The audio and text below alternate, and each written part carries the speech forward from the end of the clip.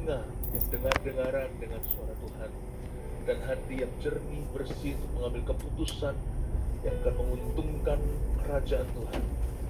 Segala keputusan hidup yang mendatangkan kebaikan. Kamu mau mengenal kehendak-Mu yang sempurna? Pakai hamba-Mu untuk membawa iman setiap pendengarnya maju. Berkati your congregation ya Tuhan, murid-murid-Mu di gereja ini. Tuhan Yesus yang melawan mereka. Sembunyikan hamba-Mu di balik salib Yesus. Dalam nama Yesus Kristus kami berdoa. Amin. Shalom semua. Haleluya. Bukan hanya di sini, tapi juga yang di overflow semuanya udah penuh, di ruang-ruang tambahan, belum lagi yang streaming. Welcome home to you all. Selamat datang dalam hadirat Tuhan. Katakan kanan kirinya, welcome home. Silakan duduk. Senang kembali di Balikpapan setelah 2 tahun absen, dan akhirnya bisa berkunjung ke keluarga kita di MS tercinta di Kalimantan. Minggu ini saya 2 kali di Kalimantan, bolak-balik Jakarta, Surabaya, udah beberapa kota dalam 1 minggu.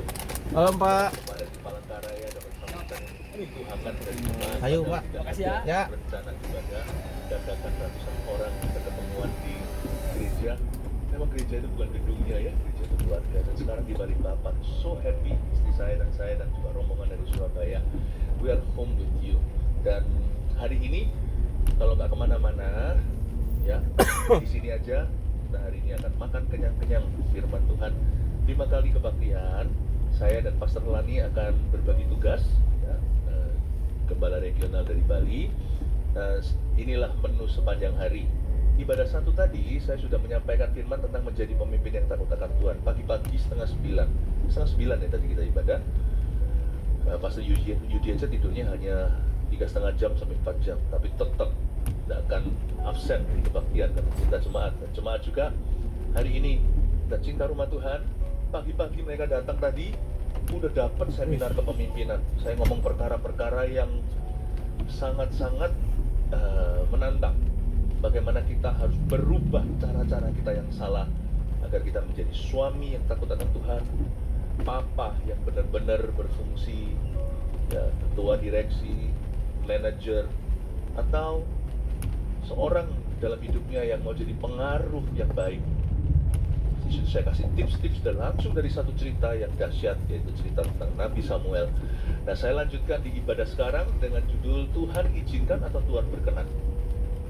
Ini 2 pertanyaan dia, tipis sekali batasnya. Kita jangan langsung terlalu happy kalau ada satu doa kita dikabulkan, apalagi kalau kita ngotot mendoakannya. Tuhan jawab iman, tapi lebih tinggi dari iman itu adalah roh pengenalan akan Tuhan. Kita mesti bisa membedakan. Gini loh, kalau membedakan yang benar dan yang salah, di rohani. Banyak rohani ya, MSG 1 lah, My Spiritual Journey 1, udah harus bisa membedakan mana Tuhan, mana setan. Bayi aja loh, bayi, ya bukan yang langsung orok begitu, tapi sudah gede dikit, masih menyusu aja udah bisa membedakan mana mama, mana bukan. Orang Kristen agak ketinggalan ya, setelah 20 tahun jadi anak Tuhan, siang jadi kenangan, malam jadi impian, gak bisa membedakan mana kehendak Tuhan. Kita sudah harus, di gereja ini sudah dituntut dari step 1, langkah pertama, merangkak, masih jatuh-jatuh, dan tahu membedakan apa kehendak Tuhan yang baik. Yang membedakan antara bayi rohani dan orang yang dewasa rohani, itu di sini. Bayi rohani bisa membedakan mana benar, mana salah. Hanya orang dewasa lah yang bisa membedakan mana kehendak Tuhan yang sempurna, mana yang diizinkan. Bahasa Inggrisnya, the permissive will of God. Kehendak Allah sepengizinannya. Itu bukan idenya Tuhan. Tetapi karena terus-menerus Tuhan dipaksa, Tuhan berkata, ya sudahlah. Tetap ada berkat Tuhan, tapi minimalis. Berkat Tuhan itu selalu datang dengan seperti orang notaris, seperti di notaris, dengan term-term, klausal-klausal, bukan memberatkan, tapi untuk menjaga dia jangan lebih salah. Tapi kehendak Tuhan yang sempurna itu ide Allah. Itu Tuhan berkepentingan. Di dalamnya ada kemuliaan. Nah, kita harus memilih yang itu. Bukan kehendakku, tapi kehendakmu yang jadi. Memang susah kadang-kadang, tidak selalu ya, susah. Kehendak Tuhan itu banyak yang nggak susah. Tapi sebagian memang susah. Susah pun kau tempuh, karena lebih susah kalau kita tidak menempuhnya. Lebih sulit hidup kita. Dan kita bisa menyulitkan orang lain juga. Saya ajak kita untuk melihat suatu cerita tentang bagaimana bangsa Israel memaksa untuk punya raja. Dan Tuhan akhirnya kabulkan, dan Samuel dipakai Tuhan sebagai pemimpin saat itu. Sebelum Samuel dilengsarkan, Samuel angkat raja itu. Dan waktu mengangkatnya, Samuel memperingatkan. Nah, kita akan baca cerita ini dalam Alkitab, yaitu di 1 Samuel pasal 12 ayat 12 sampai 25. Tuhan izinkan atau Tuhan berkenan, kita akan Bible study hari ini. Kita akan lihat sekarang cerita ini, nanti berapa ayat saya baca, lalu saya berhenti, lalu saya jelaskan dulu ya. Ayat 12, tetapi ketika kamu melihat bahwa Nahas Raja Bani Amon mendatangi kamu, ini Samuel lagi ngomong, Nabi Samuel, maka kamu berkata kepadaku, kamu sini bangsa Israel, tidak, seorang raja harus memerintah kami. Lalu berikutnya, kalimat berikutnya di ayat itu adalah komentarnya Samuel. Padahal lo, itulah kalau Indonesia tambahin dulu. Padahal lo, Tuhan itu harusnya cukup. Padahal Tuhan Allahmu adalah raja. Padahal Tuhan Allahmu adalah rajamu. Samuel tidak personal. Padahal dia yang dilengsarkan. Karena Tuhan kan sumber, nggak kelihatan. Dia yang kelihatan. Samuel itu wakilnya Tuhan bagi bangsa Israel untuk puluhan tahun. Dan dia memimpin dengan baik dan benar. Bangsa Israel prosper atau makmur. Tidak ada jajahan selama Samuel. Samuel itu dahsyat pemimpinannya, hanya dia tidak pakai mahkota aja. Dia nggak seperti bangsa-bangsa tetangga di kanan situ yang punya raja-raja. Samuel itu nabi, Samuel itu imam, Samuel itu pendeta tulen. Betul-betul gembala, sidang gembala hati. Tapi punya karunia profetik, karunia mujizat. Mereka nggak happy, kurang fun, kurang gimana ya, kurang sensasional rasanya. Gereja mesti sensasional. Ya kalau bisa itu yang kurang keren, kurang apa bahasa sekarang, gokil. Apa itu gokil? Kurang di mana gitu, kurang. Minta raja, minta sekali diberitahu janganlah, minta kayaknya iya. Sebenarnya Samuel yang dimingkirkan. Tetapi Samuel itu nggak keberatan. Dia itu sedih karena Tuhan pada akhirnya yang mereka tolak. You see, kalimat padahal Tuhan Allahmu adalah rajamu, itu bukan kalimat sakit hati. Itu kalimat pedih karena Tuhan tidak cukup bagi mereka. Segala permasalahan hidup orang Kristen sebenarnya tidak diizinkan Tuhan. Ada masalah hidup yang bukan salahmu. Itu adalah salib yang harus kau tanggung. Itu adalah ujian iman. Tetapi ada pula persoalan-persoalan yang kita buat sendiri. Kenapa persoalan itu ada di hidup kita? Oleh karena motivasi kita salah. Suatu hari dalam hidup kita, Yesus tidak cukup. Segala masalah yang tidak perlu dalam kehidupan orang percaya, itu selalu dimulai dengan bunyi ini, Jesus plus plus. Percayalah, kalau ada tulisan plus plus itu Anda harus waspada. Jangan masuk ke tempat refleksiologi, artinya pijat kaki, tapi tulisannya pijat plus plus. Anda harus curiga, kalau plus plus gitu itu harus curiga. Oh ini biayanya cuma segini aja plus plus. Tanya dulu plusnya apa. Ya, service charge-nya berapa? Apa dihitung benar, bukan jadi orang pelit. Tapi kita kan harus mempertanggungjawabkan setiap sen dari Tuhan. Apa itu plus plus? Masalah kita yang tidak perlu, yang bukan dari Tuhan, selalu dimulai dengan Jesus plus plus. Saya sebut Jesus plus plus is always the beginning of a troubled life. Bahasa Inggrisnya. Yesus plus plus selalu adalah permulaan dari kehidupan yang bermasalah. Hidup punya masalah biasa, kehidupan bermasalah itu tidak biasa. Hidupmu bermasalah kan? Coba cek motivasimu. Mungkinkah suatu hari dulu, sebelum kau buat keputusan tersebut, Jesus plus plus ada di hatimu? Padahal lo ya, Tuhan Allahmu itu rajamu. Padahal Tuhan itu cukup bagimu. Tuhan aja memberimu istri, Tuhan memberimu suami, Tuhan memberimu pernikahan yang bagus, Tuhan memberimu anak, Tuhan memberimu ini. Tuhan tuh memberi banyak. Kalau kita pikirkan satu-satu yang Tuhan beri ya, enggak. Saya orang Surabaya ya, enggak bisa enggak keluar bahasa Surabaya. Enggak mari-mari. Kalau kita mau hitung satu-satu, count your blessing, name them one by one, you cannot stop counting. Once you start counting, sekali kau hitung, kau tidak akan pernah berhenti berhitung. Coba pikirkan Tuhan tuh beri apa aja dalam hidup kita. Coba pikir. Banyak. Paul pakai double L. Banyak banget yang Tuhan berikan ke kita. Tapi suatu hari kita merasa itu pun gak cukup. Terus ya, kalau kita bilang Yesus itu cukup bagiku, bukan hanya Yesus loh. Yesus dalam Yesus, Tuhan kasih ini, Tuhan kasih orang tua, gak sempurna, tapi Tuhan tetap memberi kita rumah, Tuhan memberi meskipun kontrakan, Tuhan kasih kita baju, meskipun tidak bermerek, Tuhan kasih kita kendaraan, sekalipun bukan milik kita, kendaraan milik negara, angkutan umum namanya. Ada satu titik hati kita tamak dan berkata, Jesus, yang semua Tuhan berikan plus. Di situ masalah. Saya ingin bedah ya. Sebelum kita masuk ke arena, Tuhan izinkan. Tuhan berkenan itu selalu dimulai dari hati. Makanya kebaktian setelah ini saya mau bahas tentang bagaimana memelihara hati yang berkenan padanya. Kalau kita kehilangan itu, ibadah 3 nanti, kita kehilangan segalanya. Aset kita paling berharga itu hati yang berkenan pada Allah. Tanpa itu tidak ada penyertaan dan perlindungan Tuhan. Tak ada pembelaan. Hilang itu, hilang semua favor. Itu nggak hilang. Kau bisa hilang teman, kembali. Kau bisa hilang semua hartamu, bisa dikembalikan.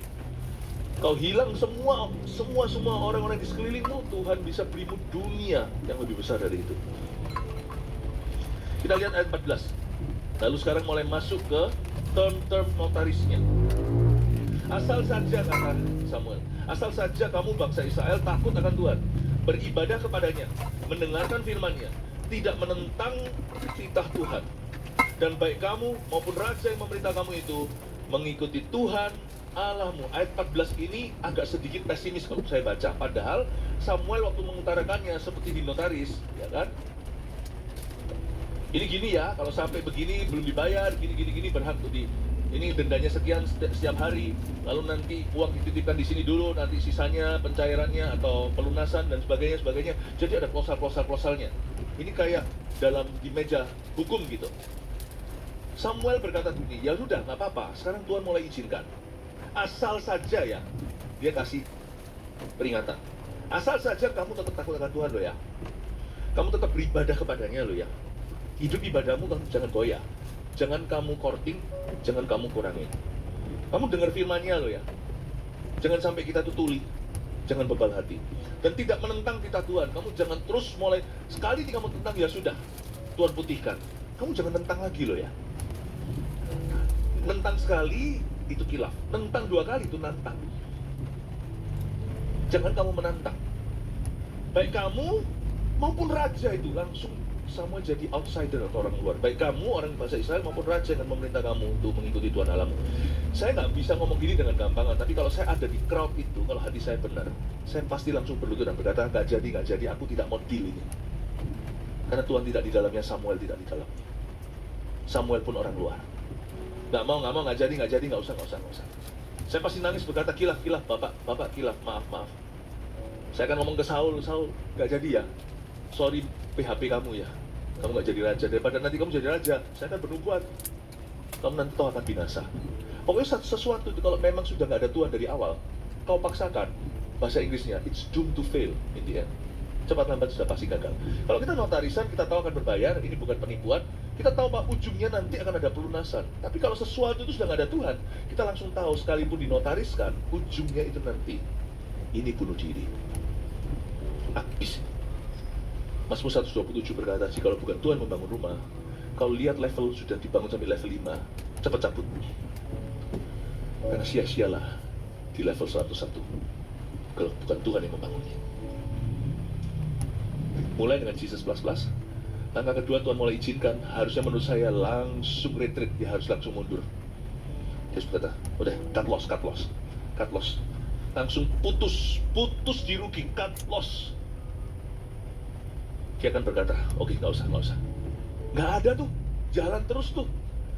Mereka happy, yes, akhirnya Tuhan izinkan. Mereka itu happy karena Tuhan izinkan. Kita harusnya was-was kalau Tuhan mengizinkannya. karena Tuhan tidak mengendakinya. Ini orang dewasa saja yang bisa membedakan. Bayi rohani enggak. Jangan makan permen. Gimana anak kecil, akhirnya mama izinkan dia senang. Yeay. Dan mamanya udah siap-siap telepon dokter gigi. Lubang tuh gigi sebentar lagi. Anak kecil tahu, kalau dia lihat orang anak kecil langsung bahagia, dia langsung gembira.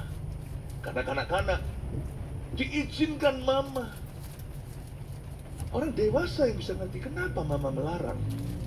Akankah aku sakit? Wah, itu orang dewasa.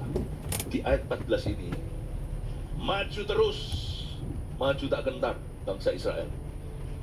Maju tak gentar tanpa Tuhan bersama mereka.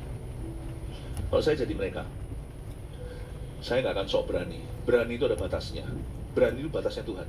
Kalau Tuhan tidak beserta, ibadah terakhir nanti, ibadah keempat nanti, jika Tuhan tidak beserta kita, saya akan tunjukkan apa aja tanda-tanda kalau orang tidak disertai sama Tuhan. Anda akan mulai lihat beberapa hal mulai low, bensinnya mulai tipis. Dia jalan terus, ayat 14. Menurut saya harusnya hengkang, harusnya cancel dia. Tapi dia terus ya. Coba Anda lihat ya, Tuhan izinkan ini satu dunia tersendiri. Bukan Tuhan mencelakakan mereka loh. Tuhan tuh nggak begini ya. Tuhan bilang iya, lalu habis itu di terakhirnya Tuhan hukum mereka atau habisi mereka, bukan. Tapi kalau Tuhan itu tidak bilang iya dengan mantap di depan, nanti ujungnya itu tidak usah Tuhan hukum. Anda akan masuk kita akan masuk ke lubang sendiri tanpa ditolong siapa-siapa, tanpa didorong siapa-siapa.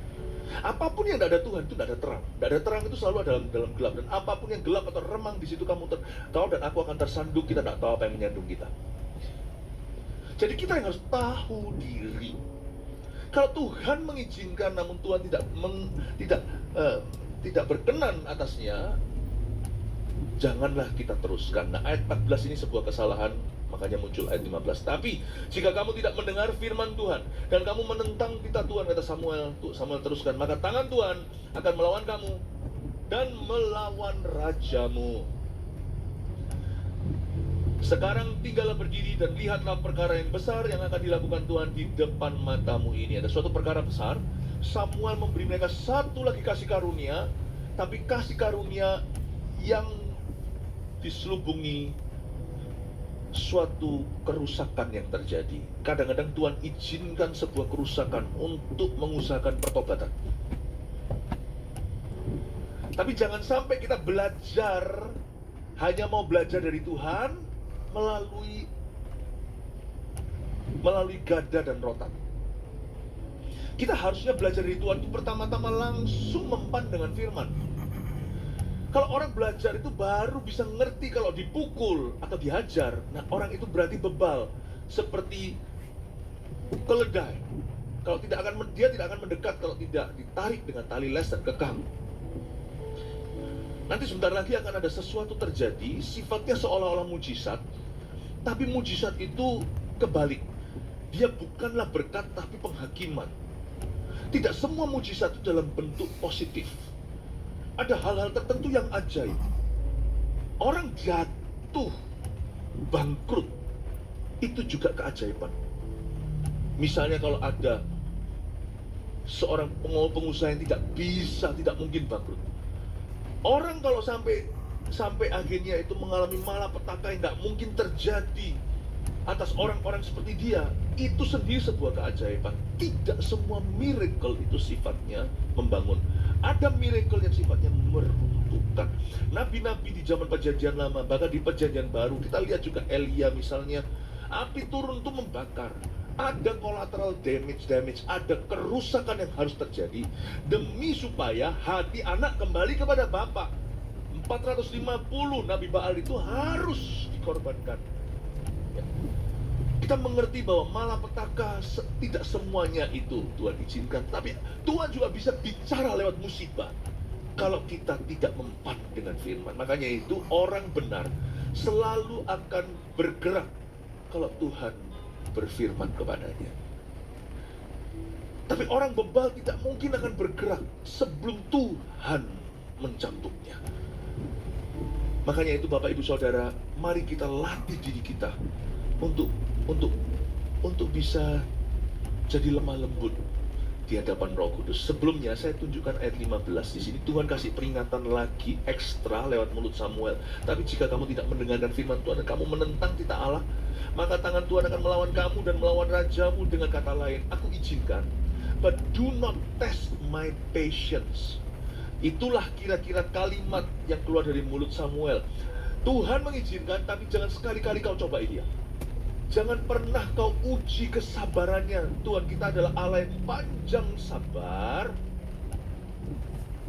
Tapi jangan coba kau temukan batas kesabarannya. Seorang yang menguji dia tidak akan lulus ujian. Orang yang mencobai Tuhan akan justru jatuh dalam pencobaan setan. Do not test your God. Samuel lagi berbicara begitu. Sekarang ayat 16, tinggallah berdiri. Mereka disuruh berdiri. Lihatlah perkara besar yang akan dilakukan Tuhan di depan matamu. Itu ayat 17. Bukankah sekarang musim menuai gandum? Coba perhatikan ya, musim menuai gandum. Bagi bangsa Israel, musim menuai itu di bulan-bulan tertentu. Hujan awal biasanya terjadi di bulan Oktober, hujan akhir di bulan Maret. Itulah zaman itu. Tapi sekarang di zaman modern udah berubah semua. Sampai sekarang, misalnya di Surabaya, di Jakarta, masih hujan padahal ini sudah April. Nanti malah justru panas-panasnya. Sekarang ini dunia itu terbolak-balik, global warming segala. Tapi zaman dulu itu lebih tetap. Jadi yang pasti, yang namanya setelah hujan akhir bulan Maret itu Josh, gitu ya, terjadi curah hujan yang keras-kerasnya. Nanti di bulan-bulan April seperti ini, Mei apalagi itu mulai menuai. Jadi di bulan-bulan April, Mei, Juni seharusnya tidak ada hujan. Antara Maret dan Oktober itu misalnya. Tapi kering-keringnya itu luar biasa seperti California. Di Los Angeles itu di Amerika. Itu kering banget. Lain dengan tempat dulu saya sekolah. Di Vancouver, Kanada, dekat Seattle. Itu kota hujan. Rintik-rintik terus hujan tuh gak berhenti sepanjang hari. Kalau bisa sepanjang minggu. Di California sampai kekurangan air. Tolong jangan cuci mobil. Atau nggak usah siram itu rumput, mendingan rumputnya yang gersang daripada manusia tenggorokannya yang kering kerontang. Tiba-tiba di tengah-tengah tidak ada hujan. Bukan rintik-rintik, itu kebetulan. Samuel berkata, aku akan tunjukkan kamu. Aku akan minta Tuhan hujani panenmu. Ini kabar baik kan, panen dihujani? Jangan. Hujan itu sebelum panen. Kalau panen dihujani, rusak tuh buat panennya. Jadi Samuel mengorbankan panen tahunan itu sebagai langkah terakhir menyadarkan bangsa Israel berkat yang segera kau terima itu hanya sepengizinan, itu bukan kehendak. Dirusak itu panen supaya hatinya bertobat. Samuel berdoa, turunlah hujan. Coba lihat ayat 17. Bukankah sekarang musim menuai gandum? Aku akan berseru pada Tuhan supaya ia memberikan guru dan hujan. Bukan hanya hujan, guru. Itu hujannya yang seperti air bah gitu, yang tiba-tiba banjir dari langit. Jos, deras sekali, luar biasa. Gak pernah terjadi kayak gitu di California. Lihatlah dan sadarlah bahwa besar kejahatan yang telah kamu lakukan itu di mata Tuhan dengan meminta raja bagimu. Bulan itu, saya tidak tahu itu bulan apa. April, Mei, Juni kah? Juli kah? Agustus kah? Pokoknya belum ke Oktober. Hujan awal lagi, ketika mereka menabur benih. Hujan akhir bulan Maret sebelum mereka panen bulan depan. Di tengah-tengah diantaranya paling kering-keringnya, terjadi. Mau tahu enggak, kejadian di Nuh itu sebenarnya adalah perkara supranatural. Karena sebelum itu bumi belum hujan. Perairan itu dari bawah. Di atas itu ada tingkap yang belum dibuka. Mungkin zaman itu manusia hidup lebih lama kali ya. Saya bukan ilmuwan, tapi saya hanya seorang awam aja yang bisa berimajinasi, merenungkan. Kira-kira apakah mungkin orang dulu juga hidupnya lebih lama karena di atas langit itu ada satu bendungan yang belum Tuhan buka. Mungkinkah ada layer, ada yang namanya lapisan yang di atas bumi di cakrawala itu melindungi kita langsung dari direct exposure atau terekspos langsung oleh sang surya. Tak tahu. Keajaiban hari itu semua orang Israel bakal tahu. Ini nggak mungkin hujan hari ini, tapi yang datang adalah guru. Guru itu bukan hujan biasa. Itu kayak air bah, bro, dan panen, tidak ada satupun yang survive. Semua tanaman mereka, gandum, jelai, semuanya mati di tempat. Samuel berseru. Harusnya kalau di sini gimana? Bangsa Israel harus katakan puasa massal. Ampuni kami Tuhan. Kagak. Tidak. Terus. Luar biasa. Bangsa Israel. Orang kalau udah salah hatinya itu ya, gak akan mempan. Makanya itu lebih baik kalau mau mempan itu sebelum salah. Jiwaku terbuka untukmu Tuhan. Selidiki, nyatakan segala perkara. Singkapkan semua yang terselubung, supaya ku layak di hadapanmu Tuhan. Jiwaku terbuka untukmu Yesus. Selidiki, nyatakan segala perkara. Singkapkan semua, bukan sebagian, yang terselubung, supaya ku layak di hadapanmu Tuhan. Sebelum kita salah, karena hati sekali bengkok udah susah untuk diluruskan. Karena itu saya jaga hati itu dengan segala waspada. Arti kata dengan segala waspada adalah sebelum salah. Sebab sekali salah, kau dan aku sudah tidak bisa jaga hati lagi. Hati sudah di luar kendali. Hati akan setir kita autopilot, dan setan yang biasanya akan menungganginya. Itulah sebabnya banyak hamba Tuhan jatuh, banyak pekerja, banyak pelayan-pelayan. Sekali salah, orangnya jadi beda. Sama sekali seperti kita nggak kenal. Sama sekali seperti tidak pernah kenal kita. Atau sama sekali bahkan tidak pernah kenal Tuhan. Hati itu yang bahaya. Segala waspada itu lebih baik kita mencegah daripada mengobati hati. Karena hati sekali sakit, Tuhan pun kita nggak mau. Firman yang saya sampaikan begini-begini dalam gereja adalah firman untuk pembelaan. Jadi firman seperti ini kadang-kadang tongkat, kadang-kadang gada. Saya mau menjaga cuma ini. Justru makanan-makanan seperti brokoli atau makanan-makanan sayur yang enak itu justru yang menyehatkan, membuat orang umur panjang. Firman-firman seperti ini juga perlu untuk bisa selalu selang-seling. Seperti kemarin Jumat Agung saya sampaikan dari Perjanjian Baru tentang Yesus menyembuhkan, mujizat Tuhan, berkat Tuhan. Tapi hari ini saya mau memberikan peringatan supaya kita jalan tetap di jalur yang tepat. Jangan sampai kita keluar menyimpang di kiri kanan, karena di depan kita ada tanah Kanaan. Tuhan itu bukan tukang kasih musibah. Tapi saya mau tunjukkan kepada Anda, Tuhan itu juga bicara lewat tanda-tanda kehidupan. Kalau suaranya sudah tidak lagi mempan di hati kita, makanya kalau kita mau mendengar suara Tuhan itu terbaik adalah lewat firman. Baik itu saat itu pribadi, saat itu bersama, ataupun waktu kita lagi di gereja. Beda fungsinya firman yang kau dapatkan di kamar tidurmu atau ruang doamu pribadi, dan juga yang didapatkan di gereja waktu kita berkumpul sama-sama seperti ini, kita di church barengan lewat firman. Tapi Tuhan juga bisa bicara lewat pengalaman hidup kita, dan Tuhan juga bisa bicara lewat orang-orang di sekeliling kita. Makanya kelilingi dirimu dengan orang-orang yang sama-sama bertumbuh. Besi menajamkan besi, jangan manusia saling menyesatkan. Tuhan bisa berfirman pada orang-orang di tempat dugem dunia gemerlap. Tapi kalau sampai Tuhan sudah berfirmannya sampai sana, berarti sudah keterlaluan. Tapi firman Tuhan itu kaya diperdengarkan, didengungkan, dan direnungkan di antara umat Tuhan. Makanya itu, duduklah jangan dengan pencemooh. Jangan berdiri di jalan orang berdosa. Tapi jadilah orang yang merenungkan firman itu siang dan malam, dan duduklah bersama dengan orang-orang yang merenungkan firman seperti di gereja ini. Saya mau anak-anak saya bertumbuh di kalangan orang-orang, di kalangan umat yang merenungkan firman. Karena firman Tuhan bukan sekali-kali atau hanyalah last minute atau sudah sifatnya darurat, emergency kalau di dugem tadi. Ada sih cerita, ada seorang jemaat yang akhir dulunya di tempat gemerlap. Dia dapat penglihatan waktu lagi narkoba. Dia lihat saya. Lalu habis itu dia ke gereja. Ya, saya nggak ada di situ ya, saya nggak pernah ke sana. Itu penglihatan, saya nggak ke situ. Saya di gereja, dia lihat saya. Saya di gereja, dia lagi dugem. Dan itu lagi malam ibadahnya, dia di sana ngobat. Dapat lihat Kalau Tuhan bisa pakai Petrus kepada Cornelius, Tuhan juga bisa pakai orang biasa seperti kami. Akhirnya dia datang ke gereja. Waktu saya kasih altar call, orang itu maju pertama. Bukan hari itu, minggu depannya. Tapi yang kayak gitu itu berarti gawat darurat. Sedangkan di sini, tiap hari, tiap saat, orang-orang saling sharing firman. Firman Tuhan itu kaya, dinyanyikan, dibagikan. Jangan di sana cari firman. Makanya setan tidak mau ada ke gereja, karena di situ setan berfirman.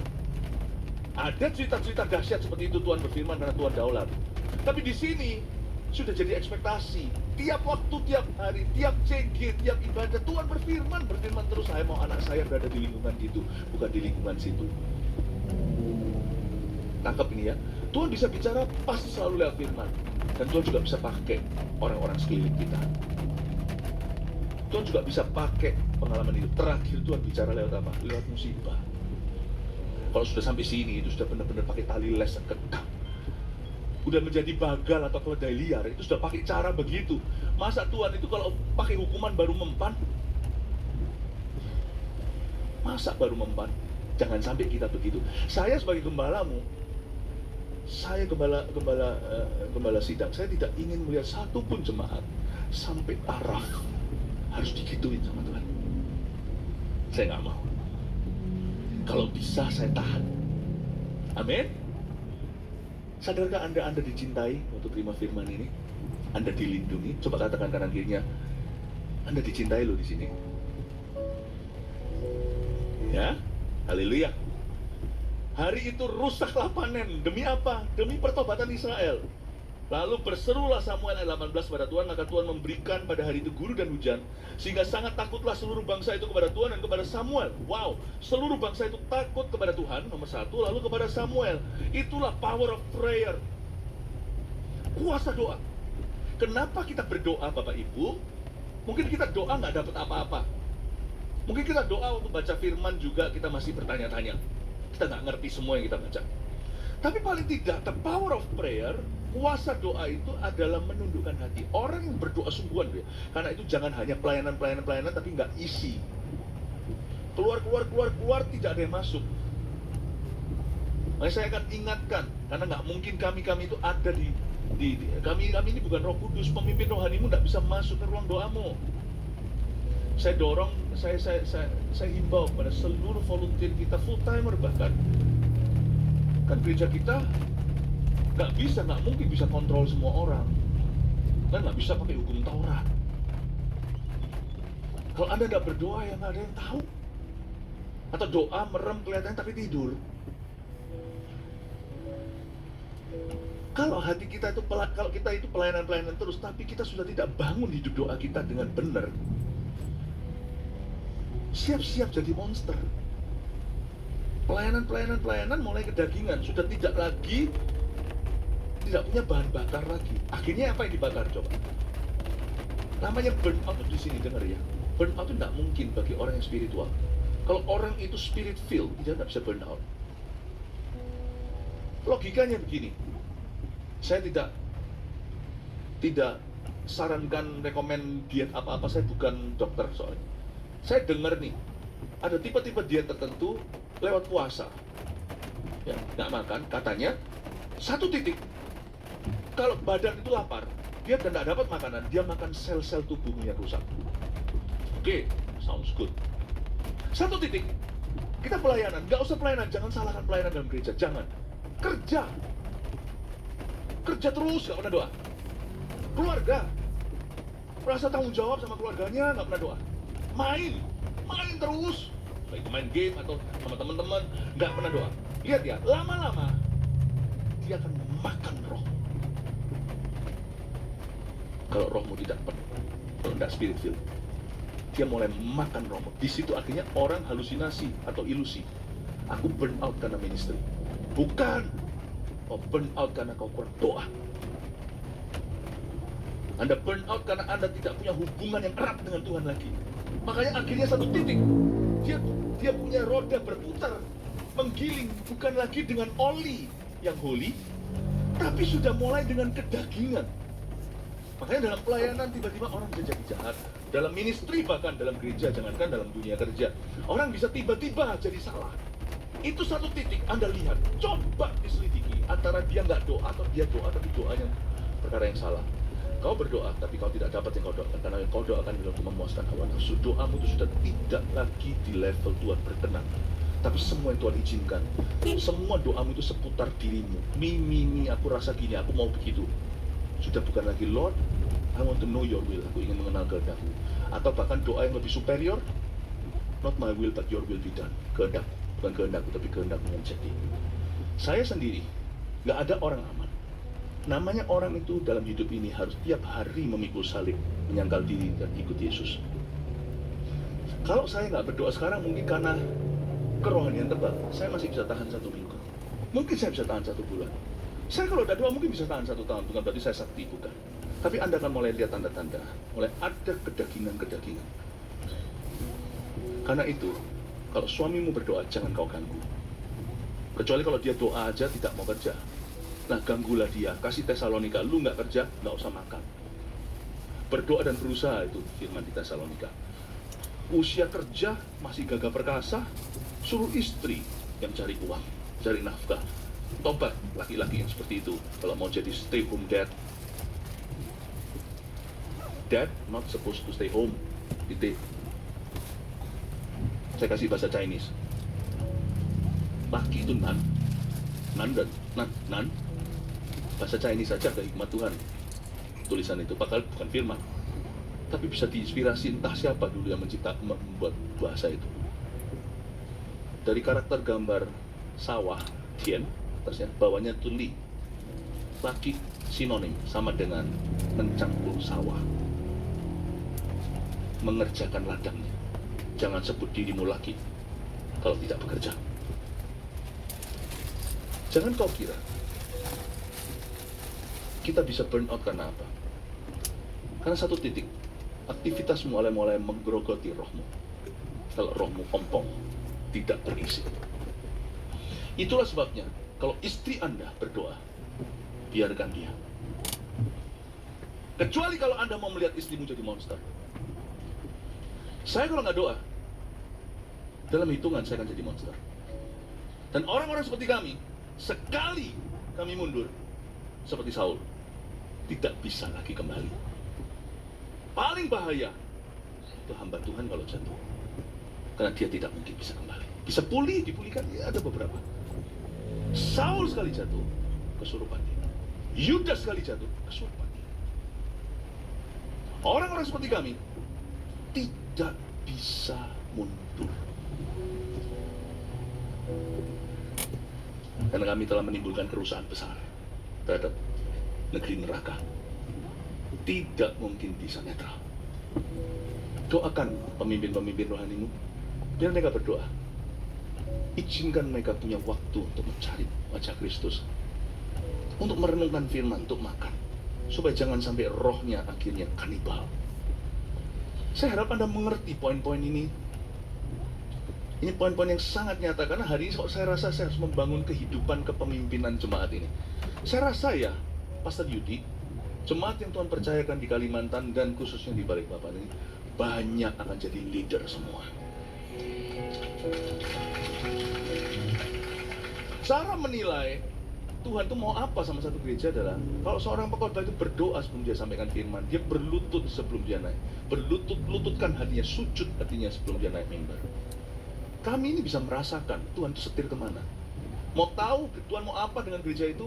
Firman yang keluar itu sudah di luar kendali kami. Saya nggak tahu ini mau diarahkan kemana, tetap di area berkenan atau izinkan. Tapi Tuhan bawa ke bobot.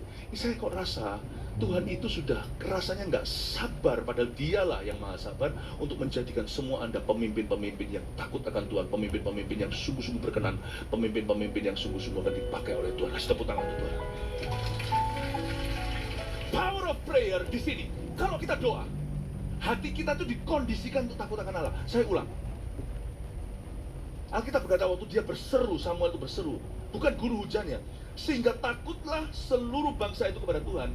Itulah hasil doanya. Guru semua itu bonusnya. Sehingga, kata sehingga itu makanya. maka itu sehingga sangat takutlah seluruh bangsa itu kepada Tuhan. Orang yang berdoa mengkondisikan hatinya untuk takut akan Allah. Orang yang tidak berdoa, kurang berdoa, lama-lama dia kurang takut sama Tuhan. Atau orang kalau kelihatannya berdoa tapi doanya egois,